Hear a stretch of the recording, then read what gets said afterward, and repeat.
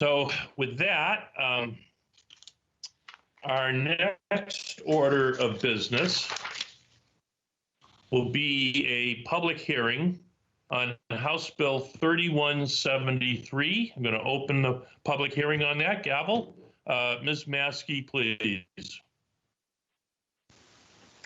Chair Witt, members of the committee, House Bill 3173 would appropriate $250,000 to the Oregon Business Development Department to retain a consultant to develop a master plan for county fairground capital construction and direct the department to report on the plan to the Legislative Assembly during the 2022 regular session. The bill has subsequent referral to Ways and Means. All right, thank you very much. I'm going to recognize Representatives Greg Smith and Bobby Levy, please, to present the bill. Welcome to our committee, to each of you. Wonderful. Wonderful. Chair Witt, can you hear me? Yes, we can. Welcome to our committee. Thank you, sir. It's very, very good to be here. I miss the days when I could be in front of all of you in person.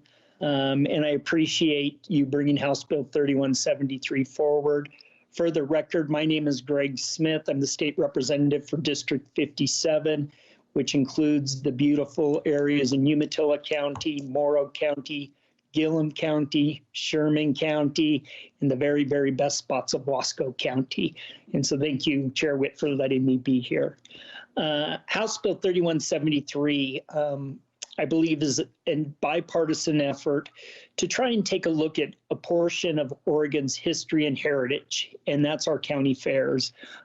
For decades and decades, we've, as Oregonians, have had an opportunity to come together once a year to celebrate all that is good in our neighborhoods.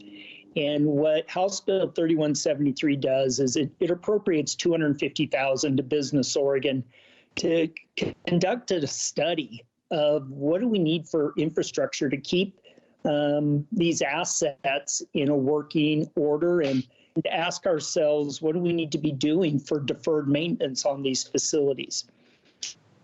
In addition, House Bill 3173 does one more thing, and folks may not know this if you're not down in Ways and Means, but right now, under current law that was passed again in a bipartisan manner, both chambers and the governor, is 1% of net lottery revenue is to be allocated to county fairs. The trick is, though, the law also says it's capped at 1.9 million per year. And with the cap on that 1%, it really translates into less than 0.25% for net lottery revenues. And so, Mr. Chair, what I'm really hoping you could do is send House Bill 3173 to the Ways and Means Subcommittee. Because of the nature of the work I do, it'll come to our General Government Subcommittee. And I'd really like to take an approach or take a shot at seeing if we can try to get a few more dollars into our county fairs. I want to be clear, our county fairs, as much as they're part of Oregon's history, are also part of our state's security. And our county fairs quite often serve as a shelter or housing location for people, for animals during fires, during health care situations such as the case we're under today. And they serve as a location for vaccine response, again, for issues such as COVID. And so they've really demonstrated their value as a community asset, not just 1 week out of the year, but year around. And so, Mr. Chair, I know you've demonstrated your support for county fairs in your many years in the legislature, and I hope you'll send this down to Ways and Means so we can further the conversation. Thank you very much. Thank you very much. Representative Levy, are you out there? And if so, welcome to our committee. If you could, to the extent that you can help us get back on the time track here, I'd be most grateful. You're very welcome. Thank you, Chair Witt. I appreciate it. I will echo Representative Smith's sentiments 100%. Our county fairs are very important. And in my district, District 57, which is most of you, Umatilla County, we kind of share part of it.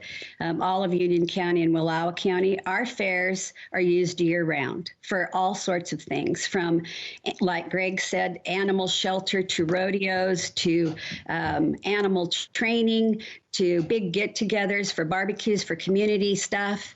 And so, and two specific portions in Union County and Wallowa County, they're in great need of repair. So I would ask you to please move this forward. It's a very important bill. Thank you very much. Thank you very much. Committee members, brief questions or comments for our colleagues. Representative Kate? Thank you, Chair. I just wanted to say that I honestly had not thought a ton about the state of our fairgrounds across the state. Being a farmer, I don't usually have much time to go enjoy the county fairs myself. But I was really shocked in listening to testimony in the Wildfire Recovery Committee at how crucial, which I mean, I experienced some myself, but how crucial a role the fairgrounds played in the emergency response in the wildfires. But the devastating testimony so many had of the poor state of repair so many of our fairgrounds were in. So for me, this is a lot about emergency preparedness as well, as we rely on our fairgrounds to be such an integral part of our emergency preparedness plan. So just please keep that in mind, fellow board or committee members, that this is more than just the buildings themselves. It's also a huge piece in our overall emergency preparedness. Thank you. Thank you very much. All right, we're going to get into public testimony at this point. Thank you both of our colleagues. Appreciate your presentation of the bill. I'm going to ask that the public comments please be limited to a minute each. And Ms. Maskey, if you would keep a timer on this, I would appreciate that as well. First up is J.L. Wilson from the Oregon Fairs Association. J.L., welcome to our committee. Hi, Representative Witt, members of the committee. For the record, I'm J.L. Wilson with the Oregon Fairs Association in support of House Bill 3137. The bill does two things, as Rep. Smith alluded to. One, it reestablishes the connection to 1% of net lottery funds. That cap in there that the representative alluded to is now keeps us at about $1.9 million a year, which, just so you know, translates to about $53,000 a year per fairground, and which is essentially about 0.25% of lottery revenues. So this bill reestablishes the initial 1% connection.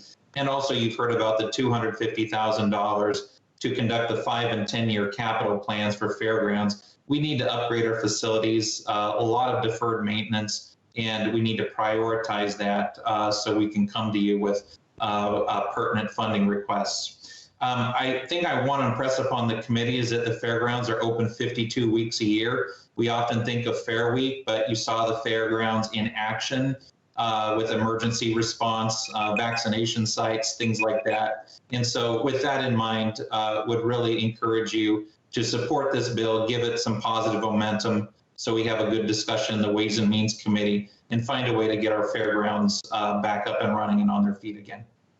Thank you very much. Welcome to Casey Daly from Crook County. Good afternoon. Thank you, Chair Witt and committee members. Thank you for giving me this opportunity. I'd like to respectfully ask the committee consider supporting House Bill 3173 and keep our fairgrounds strong. Over in Prineville, I'm the manager of a fairgrounds that's 118 years old this spring. And as you can imagine, it's quite the chore to try to keep things maintained.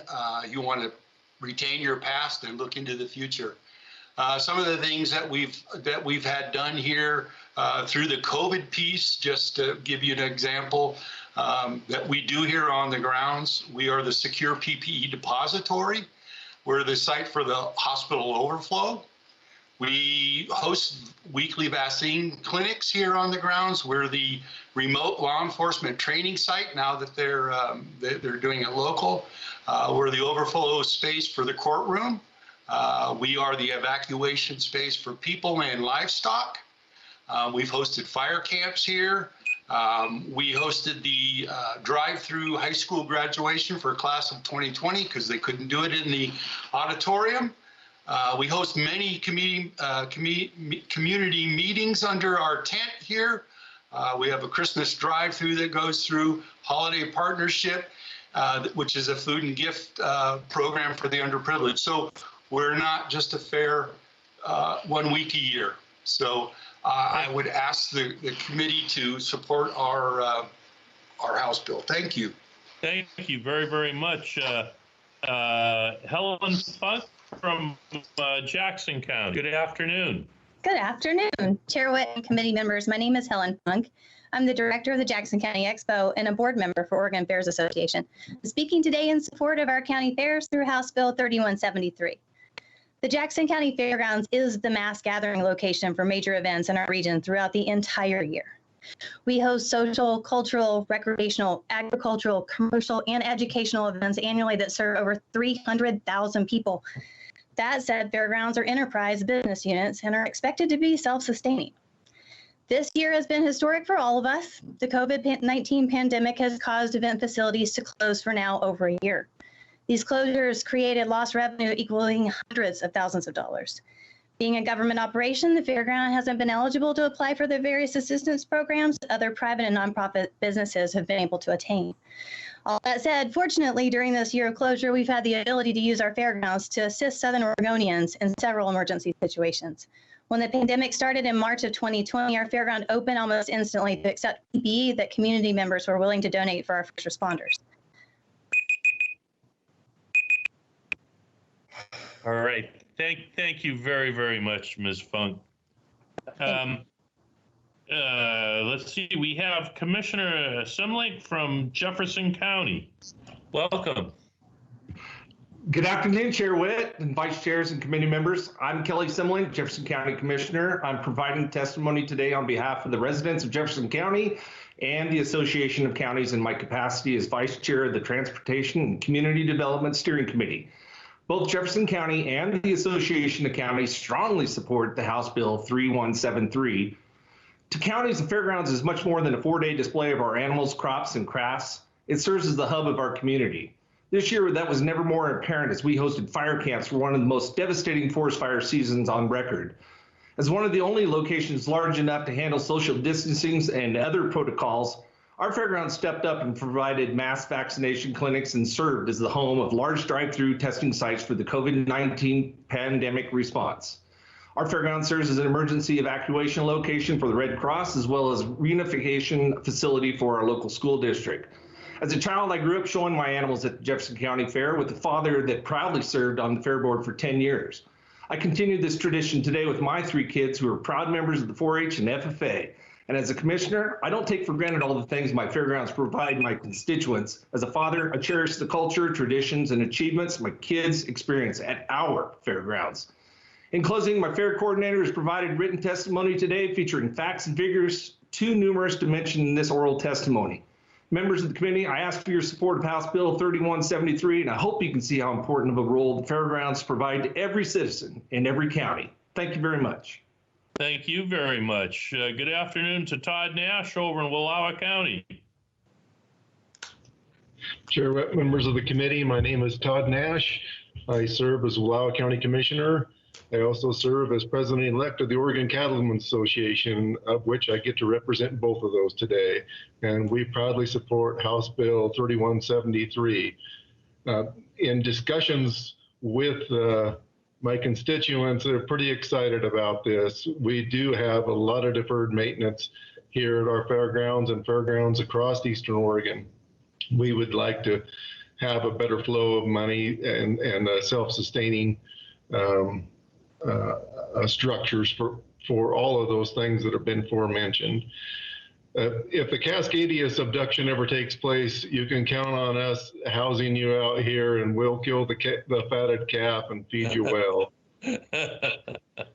And that's a fact, too. Thank you very much, Todd. Welcome to Marty Campbell from the Oregon Ag Teachers Association.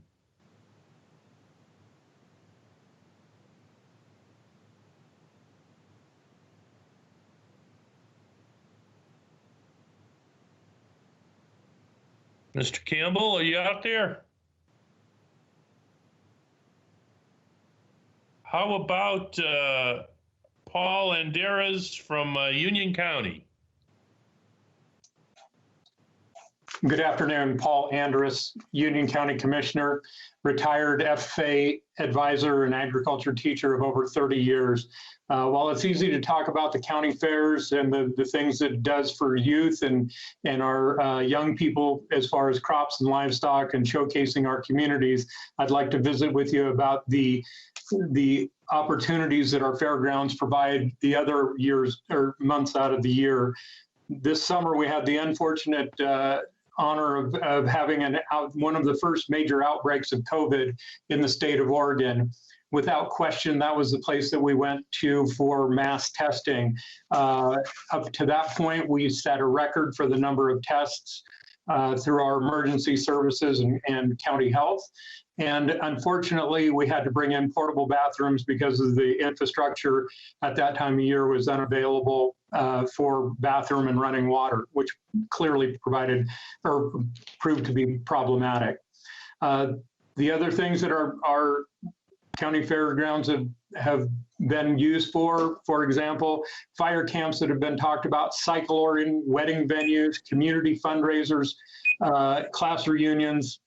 In summary, I would hope that you would support 3173. Thank you for the time this afternoon. Thank you very, very much.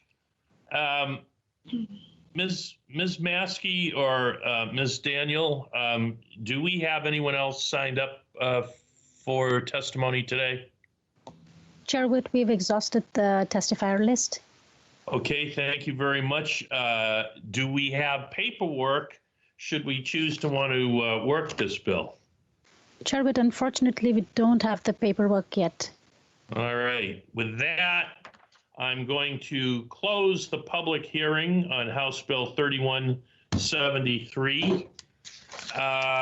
Committee members, should the paperwork arrive today, is there anyone that would feel uncomfortable working this bill whenever the paperwork does get here today, if it does in fact? Anyone with problems if we work this bill later? I'm not seeing any. Okay, thank you for that.